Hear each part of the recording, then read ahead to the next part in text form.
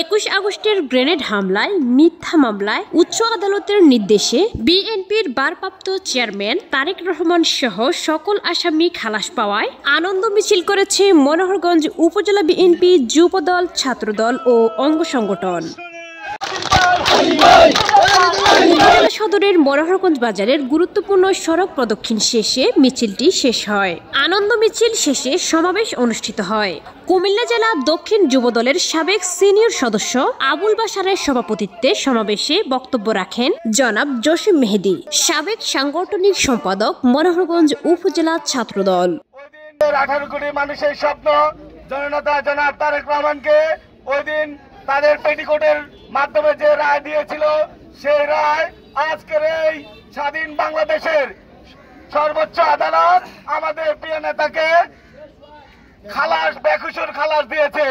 এতে আমরা আমাদের বাংলাদেশ জাতীয়তাবাদী যুবদলের পক্ষ থেকে, মনোহরগঞ্জ উপজেলা যুবদলের পক্ষ থেকে বাংলাদেশ বারের সকল আইনজীবী জজবিন্দুদেরকে আমরা ধন্যবাদ জানাই। তারেক রহমানকে আওয়ামী লীগ যে রায় দিয়েছিল, আমরা মহান আল্লাহর কাছে শুকরিয়া যে মিথ্যা রায় আজকে প্রমাণ হয়েছে।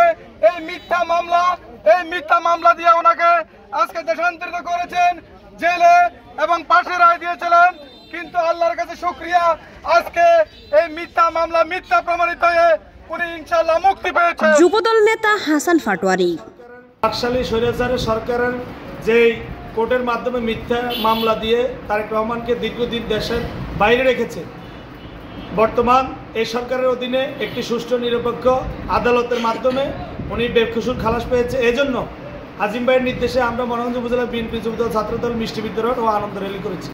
যুবনেতা আরিফুর রহমান বিএনপি পক্ষ থেকে, আমাদের প্রিয় নেতা লাকসা মনোহরগঞ্জ মাটির মানুষের নেতা কর্নেল আজিমের পক্ষ থেকে দেশনায়ক তারেক রহমান এই আওয়ামী স্বৈরাচার শেখ হাসিনার প্রহসনের কোর্টে আমাদের নেতা তারেক রহমানকে যে মিথ্যা সাজা দিয়েছে, সে সাজা অন্তর্বর্তী সরকারের যে আদালত রয়েছে, আদালত যে ন্যায় বিচার করেছে আমাদের নেতা তারেক রহমানের প্রতি, আমরা এতে খুশি হয়ে আজকে আমরা আনন্দ মিছিল করেছি মনোহরগঞ্জ উপজেলা বিএনপি অঙ্গ সংগঠন।